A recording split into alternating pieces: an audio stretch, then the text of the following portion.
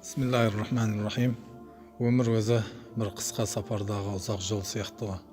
Алдында бауырлардың бірі былай дейді: басыма іс түскенде бір заңгер кісінің қасына барсам, маған ақыл керек пе, кеңес керек пе деп сұрады дейді. Сонда ол қалай десем, ақыл тегін, кеңесім плат, ақша тұрады деп айтты дейді. Сонда мен ақылыңызды айта қойыңызшы, осы мәселеде қалай істесем деп сұрап едім. Ол ақылым саған кеңесіме жазыла ғой деп айтты дейді. Енді сондай бір замандамыз ғой. Құндылықтар жоғалмасын. Шын мәнінде Алла Тағала қасиетті Құранды міне біздер үшін үлкен кеңес кітабы қылып жіберді.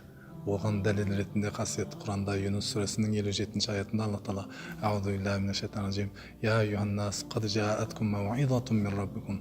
Ей адамдар, сендерге бір насихат, кеңес кітабы келді Раббыларың тарапынан дейді. Ва шифаун лима фис судур, және анау көкейдегі, көкіректегі ауруларды емдейтін кітап дейді. Сондықтан бізге кеңес керек болса, осы кітапқа келгеніміз дұрыс болады, және тегін. Алла разы болсын сіздерден. Ассаламу алейкум ва рахматуллах.